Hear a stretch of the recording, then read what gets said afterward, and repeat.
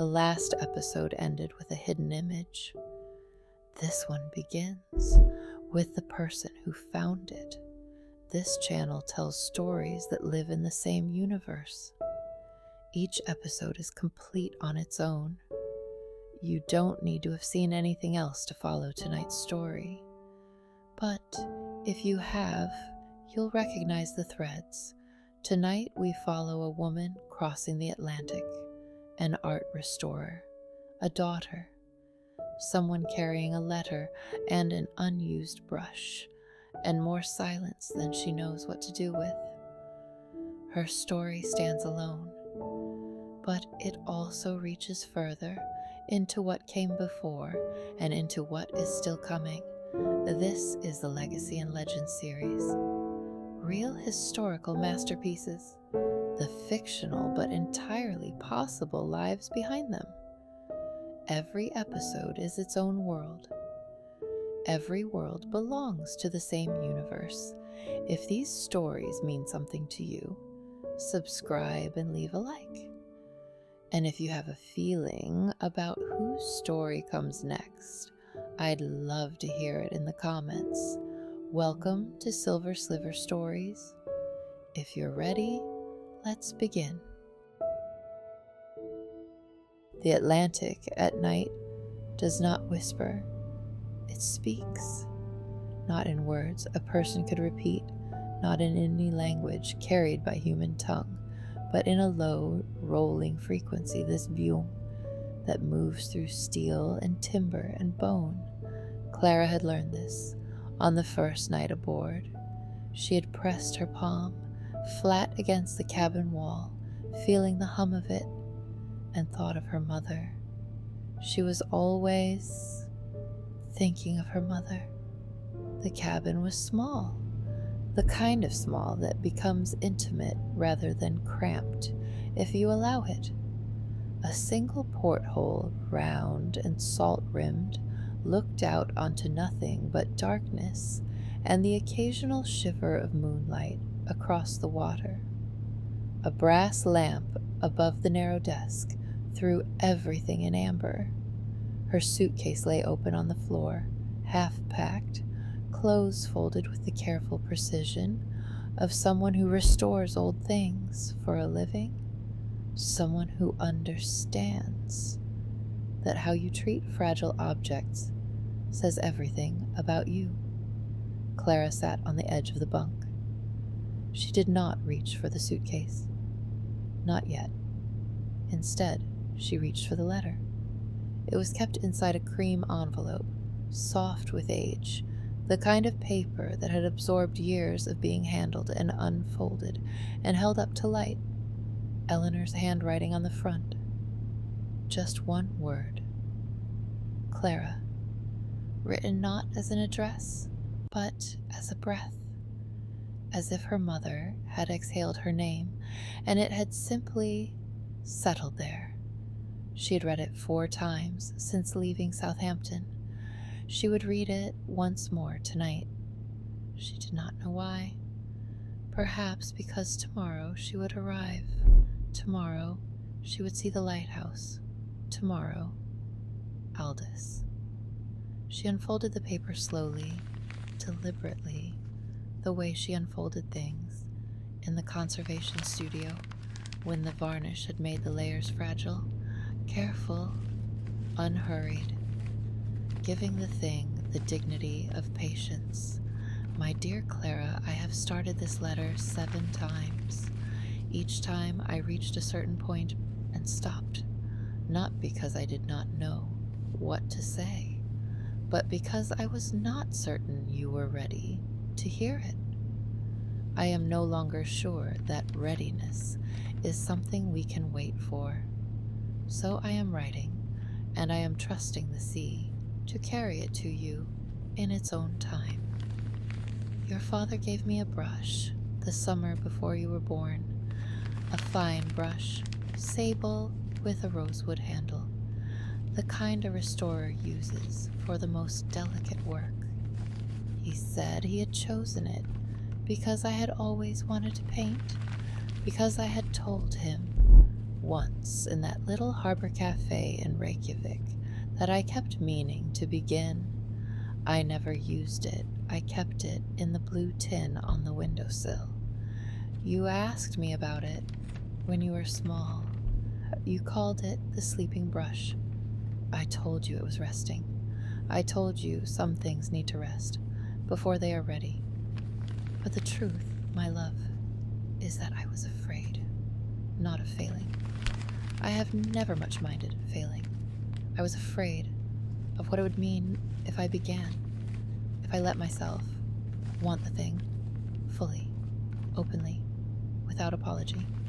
Because wanting something that completely means you can lose it that completely. I watched you become a restorer of paintings, and I understood, in the way that mothers understand things, sideways, that you had learned something I never taught you. You learned to touch what is broken without fearing it. I am proud of you for that, more than I have ever said. Go to the lighthouse. Go to your father. Not for me, not to complete anything on my behalf. Go because the sea between you has been long enough.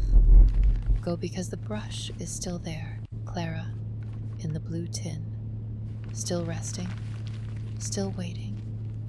Sincerely, Eleanor. Clara folded the letter. She did not fold it quickly. She matched the creases to the creases, each fold a return, each return a small act of care. She slid it back into the cream envelope. She pressed it once, flat against her chest, eyes closed, the amber lamp warm on her eyelids. The ship breathed beneath her. The Atlantic spoke, its low, rolling frequency through the walls. She was nearly asleep, nearly, when the world moved wrong. Not the ordinary movement of a vessel crossing open water. Something else, a lurch, deep and sideways, the kind of movement that does not belong to weather or wave, but to something given way. The brass lamp swung. Clara's hand shot out and caught the envelope before it slid from the bunk. She sat very still. The sea, outside the salt-rimmed porthole, was no longer dark. It was lit from somewhere below. The sound came first. Not the lurch, not the tilt, but the sound. A groan so deep it did not belong to anything mechanical. It belonged to something living, the kind of sound a great animal makes when it understands that it is falling. Clara was on her feet before she was awake.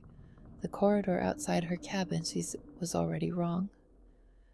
The floor angled, subtly, the way a dream angles, the way a room tilts when fever is coming. She pressed her shoulder against the door, and it gave too easily, swinging wide into a wall of noise, shouting, metal, and beneath it all, steady and patient and absolute, the sound of water. She did not think. Her hands found the envelope first, then her coat, then the narrow corridor wall, which was no longer quite a wall. It was a slope. The ship was listing, slowly, the way certainty lists when it begins to doubt itself. Water came around the corner before she saw it. Cold, instantly, shockingly cold. It hit her ankles, and she made a sound she did not recognize as her own. She moved toward the stairs. She moved because stopping was the only other option. The deck was chaos, dressed in darkness. People, shapes, voices calling names into the salt air. The ship's lights still burned, but wrongly, tilted in amber and desperate, throwing long shadows across the listing deck. Clara gripped the railing with both hands. The metal was so cold it felt for a moment like heat. The Atlantic was everywhere, not just below, not just around, but in the air itself, in her mouth, in her lungs. The spray came sideways, and she tasted it, brine and iron and something older than either. She did not know where the edge was until she was at it. One moment the deck was beneath her feet. The next, it was not. The water received her, without ceremony. No gentleness, no pause. Just the absolute, annihilating cold. It closed over her head, like a hand closing, and the world above became a pale, flickering distortion of itself. She kicked. She could not feel her feet, but she kicked. She could not hear anything but the pressure and the roar and the blood moving fast through the narrow corridors of her own body. She kicked because the surface was up there, somewhere, pale and wavering and alive. She broke through it, gasping. The air hurt. That was the thing nobody tells you. The air, after the deep cold, hurts, like something being torn open. She pulled it in anyway, ragged and salt-stung and grateful in the animal way that has nothing to do with thought. The lifeboat was 10 meters away, perhaps less. In the dark and the swell, it could have been a mile.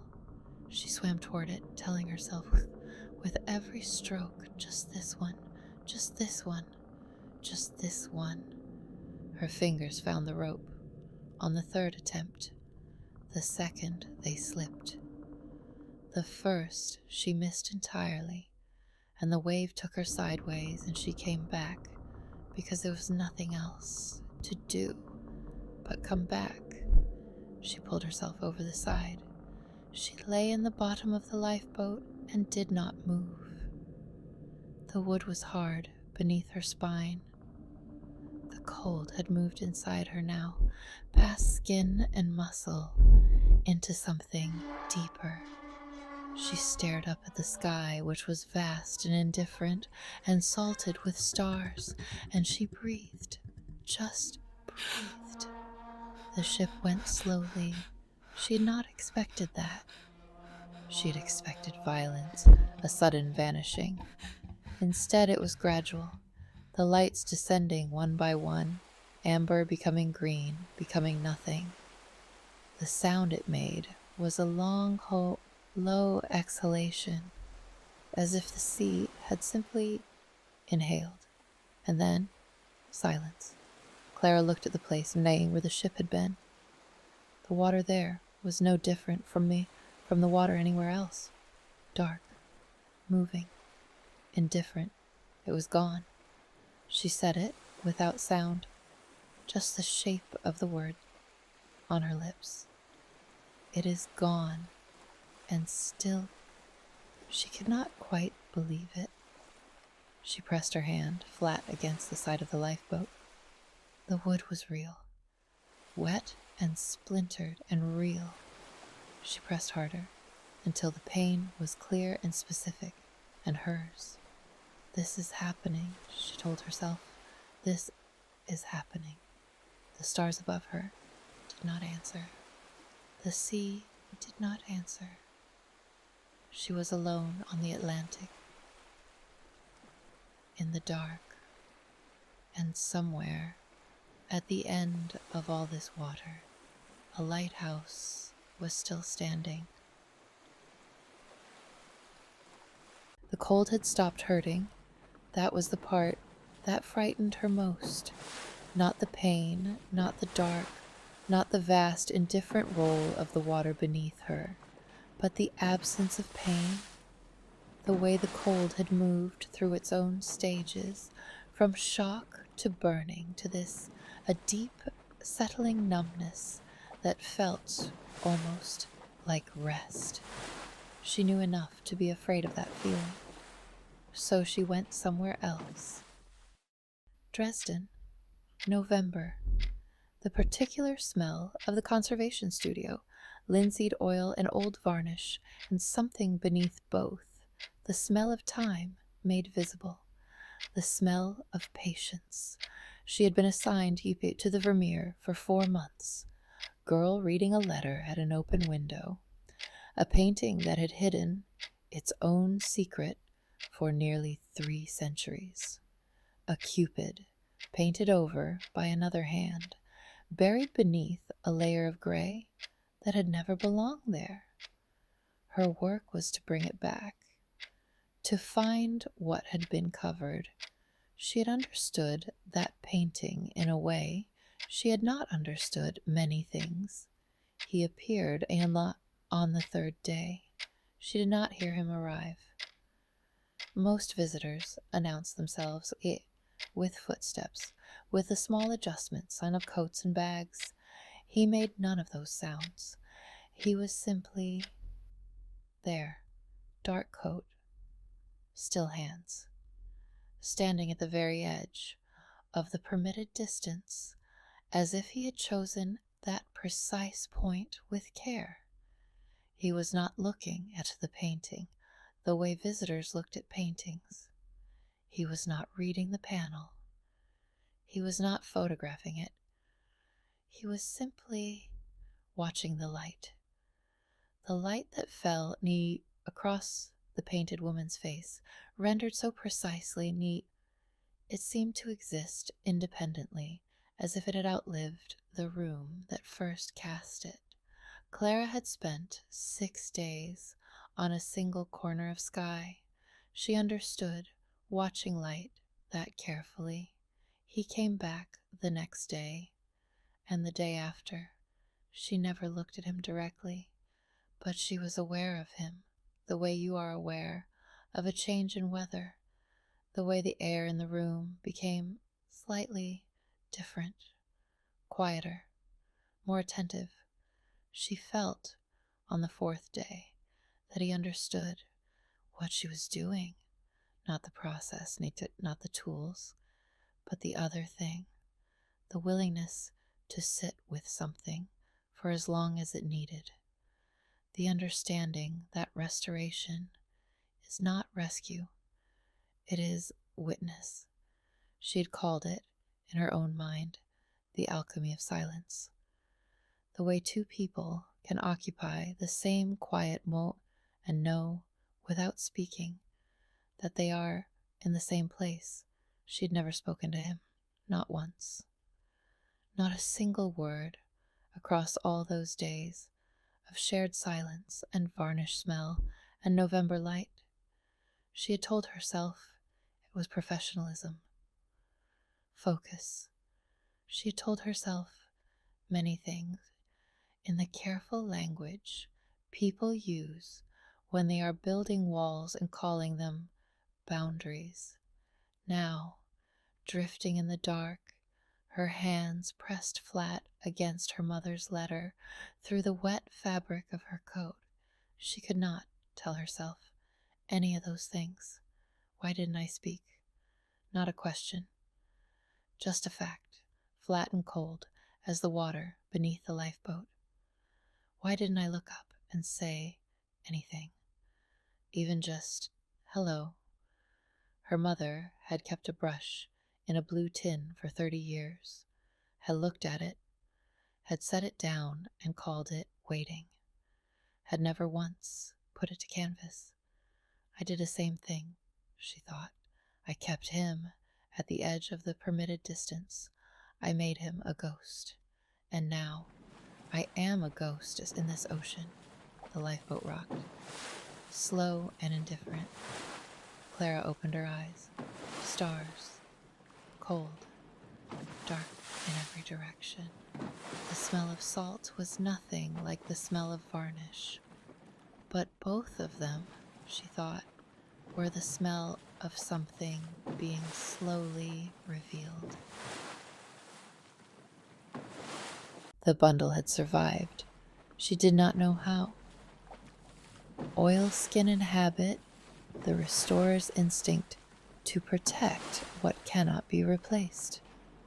She had wrapped the letters without thinking, the way she wrapped fragile things in the studio, not from instruction, but from something older than instruction, something that lived in the hands. She unwrapped them now with the same care, slow, deliberate, the lifeboat rocking beneath her like a cradle that had forgotten its purpose.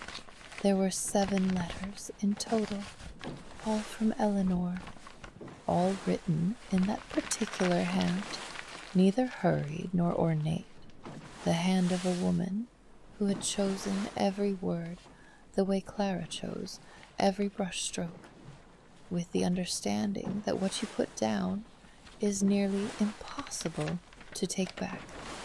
She did not read them in order. She never had. She found the one she needed, the way you find a specific layer in a painting, not by removing everything above it systematically, but by reading the surface, by understanding what the top layers are trying to conceal. This one was dated 3 years before Eleanor died. The ink had faded at the edges, the way ink does when light has had time to work at it, quietly, patiently, the way all erasure works, given enough time. Eleanor had written, "I have been thinking about what we choose to cover, not from cruelty, not even from fear exactly, but from the particular tenderness when of people who have learned that something shown too plainly lose the quality that made them worth showing." Clara read it twice, then once more. In the studio, she had spent 11 weeks on the Vermeer, 11 weeks of the most careful removal she had ever performed. The overpaint was not random. It was not damage. Someone had made a decision. A deliberate hand had loaded a brush and covered the Cupid with gray, smooth, considered gray, the color of weather, the color of a thing that does not wish to be seen. She had always assumed that act was a kind of violence. In the lifeboat, she was no longer certain. Perhaps it had been tenderness.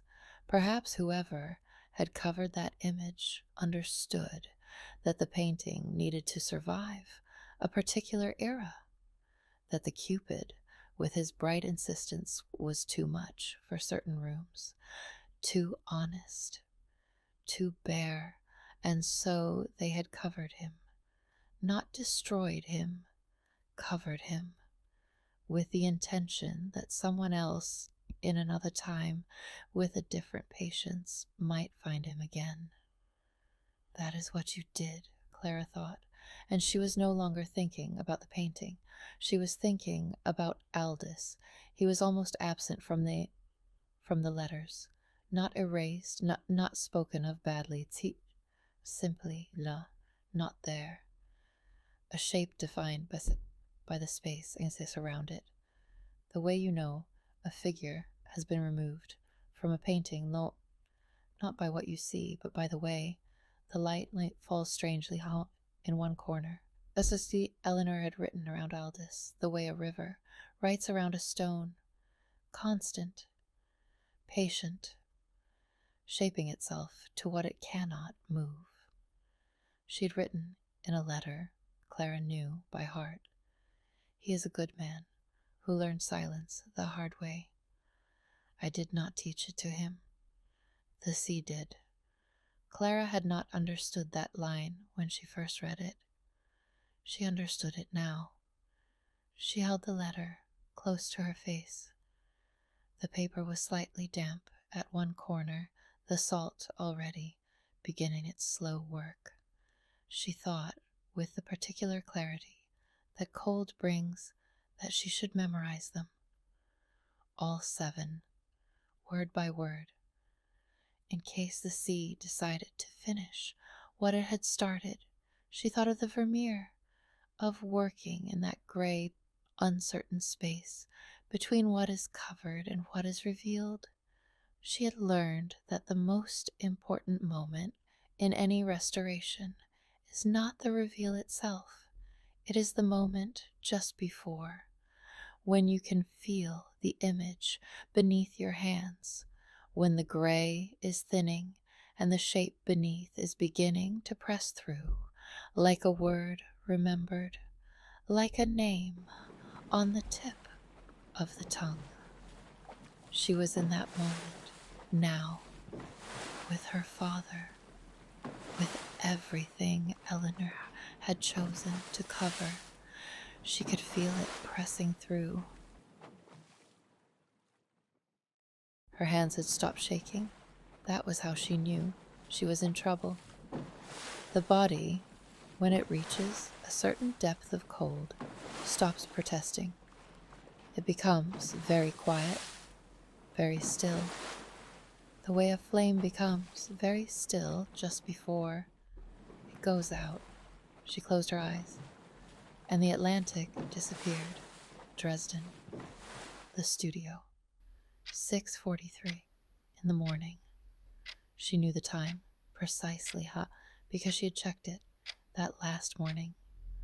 The way you mark the beginning of something you understand will not come again. She worked by a single lamp, angled low, the way you angle light when you want to read a surface rather than illuminate it. The smell was linseed and solvent, and beneath both, something older, something the painting had been holding for 300 years and was only now beginning to release. She had a scalpel, size 10 blade, the handle worn smooth at the grip from 11 weeks of the same careful pressure. 1 millimeter of gray remained. She did not rush.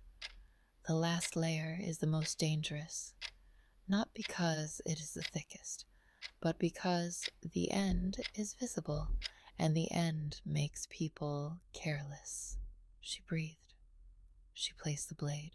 She drew it across the surface in a motion so slow it was almost not a motion at all. The gray gave way, and the first thing she saw was a wing. Not the whole wing, just the edge of it, a curve of white and ochre, so precisely rendered she could feel the individual feathers without touching them. The wing of something that had been waiting in the dark for 3 centuries, patient as only painted things can be patient. She steadied herself, breathed again, drew the blade once more. The second wing appeared, and then, slowly, stroke by stroke, the face. The Cupid's face, looking not at the girl, but outward, at whoever was willing to look back. She looked back. She was aware of him, before she turned, that particular quality of attention. He was closer than he had ever stood. She did not turn all the way, just enough to see that he was looking not at the Cupid, but at her face, at whatever the reveal had put there. She did not speak. Neither did he. But something passed between them in that silence, something that did not need language, because it was older than language. The particular recognition of 2 peoples who have both learned me to be alone, saw it with beautiful things, and are suddenly, unexpectedly, not alone. She turned back to the painting. Beneath the Cupid's feet, she could see them now. The discarded masks, the painting's true declaration, hidden beneath someone's careful gray. Love conquers all, not love as softness, love as the thing that remains, when every pretense has been set aside, when the masks are on the floor, when the gray has been removed and what is underneath is allowed to be what it always was. She thought of Eleanor, of a brush in a blue tin, of a silence that had never been indifference, that had always been the gray over something it was not yet time to show. The lifeboat lurched. Clara opened her eyes. Salt spray across her face, sharp and immediate and real. Her heart was beating very fast. The horizon was the same in every direction. Dark water, dark sky, the thin, uncertain line between them. But she was looking at it differently now. Her mother's silence had not been a wall. It had been a layer, carefully applied, not to conceal forever, but to preserve until the right hands arrived, until someone with enough patience and enough love sat down and began the slow work of removal. Clara looked at her own hands, cold, trembling again, which meant the warmth was trying to return. She pressed them flat against the letters. She was the right hands. She had always been the right hands. The pain came back. She welcomed it. It arrived first in her fingers, a sharp, specific stinging, the kind that has edges, the kind that means the blood is remembering where it is supposed to go. Then her wrist, then the long muscles of her forearms, pain with a direction, pain with intention. She was still here. The pain was proof. The waves had a rhythm. She'd not noticed it before. Or perhaps she'd not been still enough to hear it. 10 seconds between the swells. Perhaps 11. She began to count without deciding to, the way the body sometimes finds what it needs before the mind gives permission. 1, 2, 3. She counted the way. She had once counted brush strokes, not to measure but to anchor, to give the hands something the mind could trust. 8, 9, 10. The next swell came exactly when she expected it. She almost smiled. Her mother had written, "The sea taught him silence." She had read that line a dozen times and understood it as loss, as the explanation for an absence, as the reason a man could stand in the same room as his daughter and find nothing to say. But counting now, in the dark, in the 10-second spaces between Atlantic swells, she understood it differently. Aldous had not learned silence from the sea as a wound. He had learned it as a practice. The way a restorer learns stillness, not because stillness is easy, but because the work requires it, because the thing you are trying to save is more fragile than your impatience. He had been restoring something all those years. She had just not known what. The bundle was open beside her. She had not meant to take the brush out. Her hands had found it, the way hands find familiar things in the dark. Rosewood handle, sable tip, dry now, and cold, but intact. She held it for a long time without moving.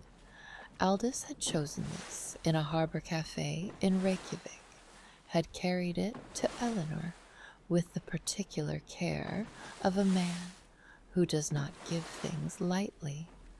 Eleanor had kept it for 30 years in a blue tin on a windowsill, and Clara had carried it across an ocean in an oilskin bundle, through a shipwreck, through the cold, to here.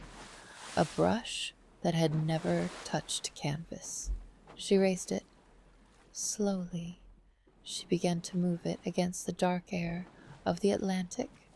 Long strokes, the horizon as her canvas, the darkness as her ground. She painted nothing and everything the way her mother had always meant to, the way Aldous had painted silence for 30 years on the walls of a lighthouse. It was the closest she had ever felt to either of them. She thought of the man in the museum, of the way he had stood during the reveal, not as a witness to her work, but as something more than that. A vigil keeper, someone who understood that certain moments should not be faced alone, even and especially when no words are available. She wondered where he was right now, whether he had returned to the gallery the next morning and found her workspace empty, whether he had stood before the Cupid alone, looking at the discarded masks beneath those painted feet, thinking whatever it was he thought when he thought about her. She hoped he was somewhere warm. She hoped he was looking at something beautiful. She saw it before she understood what it was, a light on the horizon, not the sudden, panicked light of a vessel or a flare, something else, something patient and rhythmic and deliberate, a slow, golden sweep that appeared and disappeared and appeared again on the same counted beat. 1, 2, 3. She counted. The light came on 10. She stopped breathing for a moment that had no length. It was not searching for her. It was not searching for anything. It was simply doing what it had always done, turning, marking, saying to the dark and the water and anyone patient enough to be out there waiting, I am here. I am here. I am here. Clara raised the dry brush one more time and painted the light into the air. The wind shifted without warning, not a gust, not a sudden violence, yet but a slow turning. And with it came the rain, cold, sideways, the kind of rain that does not fall so much as arrive. Clara felt it on her neck first, then her cheekbones, then the slow rivers of it running beneath her collar, tracing the shape of her, the way water always traces the shape of what it moves across. She did not turn away from it. Aldous had written about rain, not in a letter. He had never written letters, but in the lighthouse log that Eleanor had sent after he was gone to the rock. 3 lines in that careful hand. The rain here comes sideways. It finds you even under cover. I have stopped trying to avoid it. She had read those lines and thought of a man surrendering. She understood now it was neither surrender nor defeat. It was the same thing she was doing in this lifeboat at this precise moment. Letting the rain be rain. Letting the cold be cold, without adding the extra weight of resistance. The sea was no longer only an enemy. It was the place where her father had learned to breathe. She thought of Dresden, of a specific afternoon she had not thought of until now. Gray light, the flat, sourceless gray of a November afternoon. The gallery quieter than usual, the tourists thinned out by weather. He'd been there.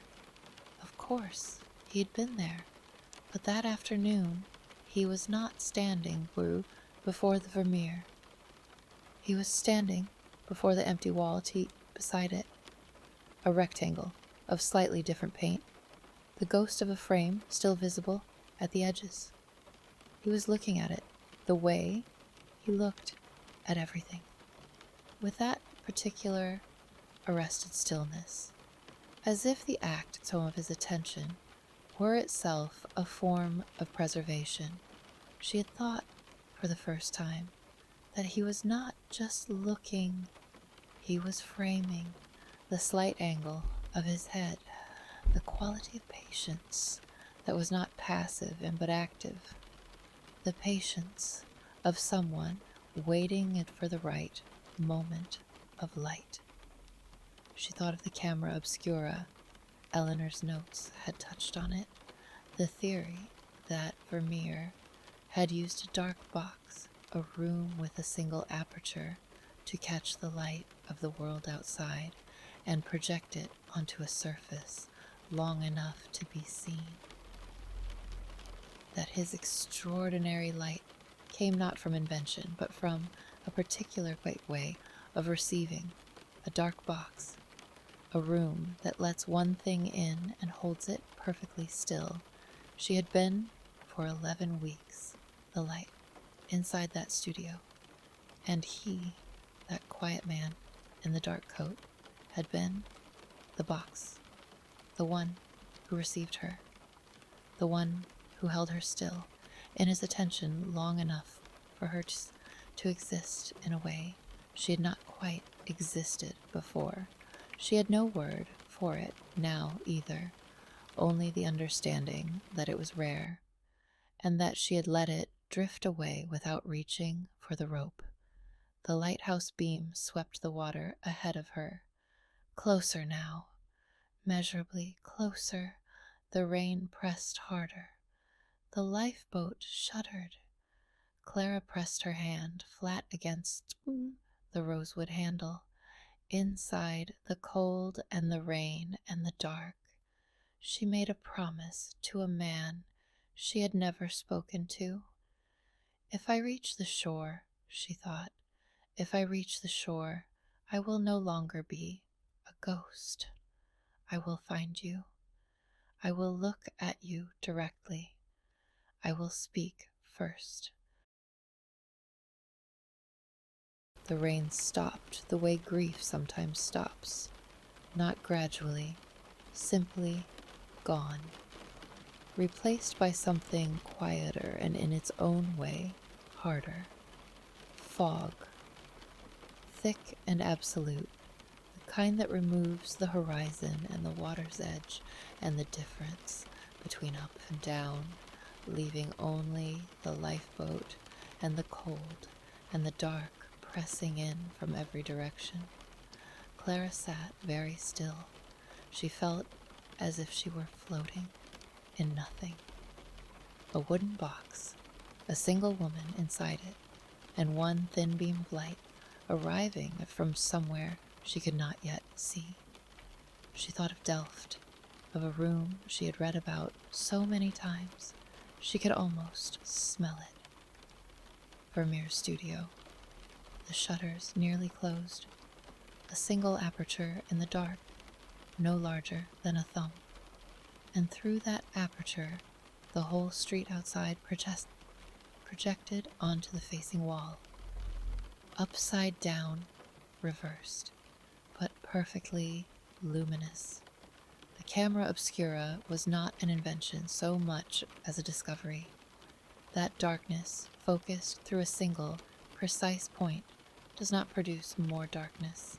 It produces light.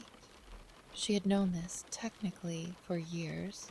She was only now understanding it in her body, in the lifeboat, in the fog, in the dark, given one aperture, one rhythmic golden opening by the turning of her father's light. She thought of his stillness, the stranger's, that particular quality of non-movement she had catalogued over 11 weeks without ever naming it. She named it now. He was not still the way a visitor is still. He was still the way a tripod is still. The deliberate, load-bearing stillness of something built to hold a lens steady long enough for the image to form. His eyes had been lenses. He had been looking at her the way a photographer looks at light falling on a subject, feeling for the moment when the image would be exactly itself. He had not been watching her work. He had been developing her. slowly, in the chemical dark of his attention, the way a photograph develops, the image appearing out of nothing, as if it had always been there, waiting for the right conditions to become visible. She had been visible to him. That was the thing she could not unknow. After 11 weeks of being seen by curators, and colleagues and tourists, all of whom saw the work, but not the thing underneath. He had seen the thing underneath, and she had let him stand there day after day and done nothing with that, had treated the rarest kind of seeing as a curiosity, had filed it behind discipline and the fear that wanting something completely means you can lose it completely. Her mother's words, living now in her chest like something she had swallowed without meaning to. The lifeboat was her dark box. The fog had sealed it. The cold had sealed it. Every distraction removed. And into this box, through the only aperture the fog allowed, came the lighthouse beam. Regular, patient, her father on the rock, tending the mechanism, or simply being the mechanism, the way some people become the things they tend long enough. To see someone clearly, she thought, you sometimes have to be in total darkness. She had never seen Aldous clearly. She had seen him in the context of Eleanor's silence, in the context of a lighthouse visible on maps but never visited. But here, in the dark box of the fog and the Atlantic, with nothing entering but his light, she was beginning to see him. The beam swept across the water to her left, closer, closer than before. She picked up the brush and held it, the rosewood warm against her palm, in a way that had nothing to do with temperature. He gave this to someone he loved. Shh, she thought.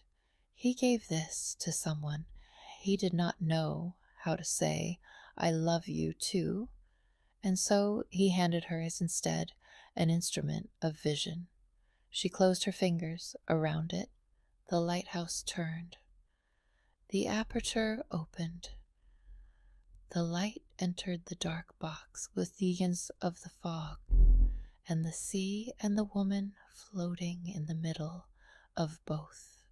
And for a moment, everything was perfectly luminous. The cliff appeared out of the fog, like a sentence she had not seen coming. Black rock, absolute, rising from the water with the indifference of something that has been here long before the concept of arrival existed. The lifeboat struck its base before she could do anything but brace. The sound was not a crash. It was a compression. Wood meeting rock, meeting the full weight of the Atlantic behind it. And then the giving way of the wood and the cold water everywhere at once. She jumped before the boat finished breaking. The foam was white and violent and entirely without direction. It took her sideways and then under and then sideways again. She could not see the ladder. She could not see anything but white and black and the occasional terrible glimpse of the cliff face.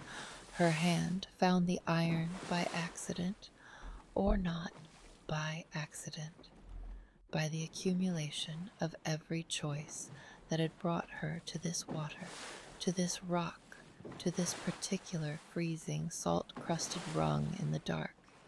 She held on. The ladder was old, the iron pitted and salt-eaten, rough in the particular way of things that have endured everything the sea can offer and survived it anyway. Each rung was a decision. The hands first, then the feet, then the pause. That was not rest, but the gathering of what remained. The wind came up through the rungs, like a sound through a pipe. A low, continuous howl. The sound of something that does not notice whether you are there or not. The Atlantic pulled at her ankles. She climbed.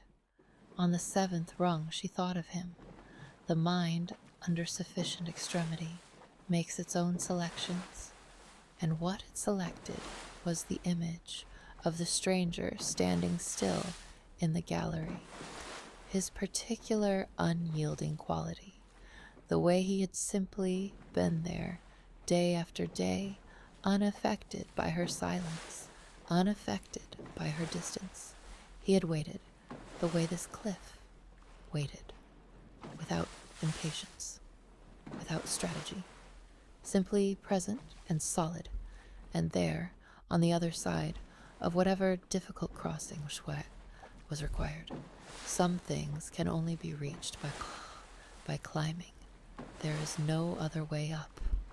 There is only the iron and the salt and the decision to take the next rung. She did not count the rungs after that, only the handholds. Left, right, left. The wind pressing her flat against the rock, and then releasing her, and then pressing again, as if testing whether she was serious. She was serious. Her fingers had become a single instrument of grip. Nothing more, nothing less. She thought of the scalpel, of 11 weeks of pressure so controlled it barely registered as pressure at all. This is the same work, she thought. Different surface, same requirement. Everything you have, given slowly, without rushing the end. The top arrived the way the Cupid had arrived, without announcement. One moment, there is another rung above her. The next, there was not. There was rock beneath her hands, flat and solid, and she pulled herself over the edge. The fog had thinned at the top. The lighthouse above her now, the beam sweeping out across the Atlantic. In its patient golden arc, she stood. It took longer than it should have, but she stood. The door was heavy and weathered in exactly what a door looks like when it has spent 30 years facing the sea. Salt-bleached wood, a handle worn smooth at the grip. She recognized that smoothness. The handle of a tool held long enough leaves exactly that mark. She raised her hand. The lighthouse beam swept overhead, illuminating everything in one slow revolution of gold. Her drenched coat, her salt-white hands, the door in front of her, the threshold she had been crossing toward her entire life without knowing it had a location. She stood at it, now, breathing, just breathing. The light came around again. She did not knock, not yet. Perhaps not at all. She stood at the door and let herself stand there. The storm was behind her now. Up here, the wind had a different quality, less violent, more ancient. The wind of a place that has always been this way and expects nothing to change. She was grateful for that, the not changing. The beam came around, gold torn across her hands, gold across the salt-bleached wood, gold torn across the thin line at the threshold where inside and outside had been deciding for 30 years, where one ended and the other began, then the dark, then gold again. 12 seconds. She counted, without deciding to. The way she understood now, her father had been counting this same interval every night for 30 years, alone on this rock, tending a rhythm that asked for nothing but attention. The brush was inside the bundle.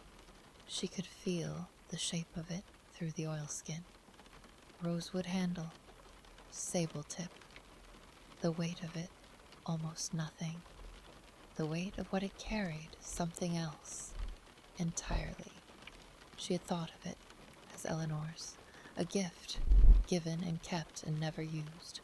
But standing here, she understood that the brush had never been only Eleanor's. Aldous had chosen it, turned it in his hands in a harbor in Reykjavik, the way she turned her instruments before beginning. He had chosen it for a woman who wanted to begin. He had not known that the beginning would take 30 years, that it would pass through Eleanor's windowsill and an Atlantic shipwreck to arrive finally higher. Here, the brush was not a gift. It was a bridge, and Clara was only now reaching the other side.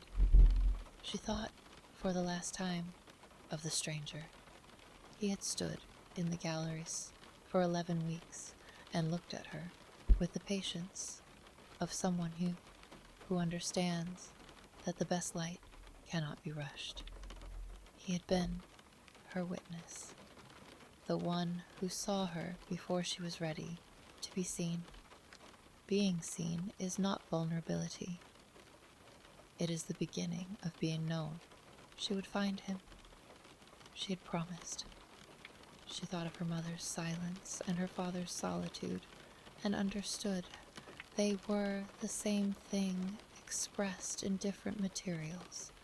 Eleanor's silence was a restorer's silence. Aldous' solitude was a lighthouse keeper's solitude. Both of them tending what was too bright for the ordinary world in the only vessels they had, a brush in a blue tin, a light on a rock, a daughter between them carrying both. The beam came around again.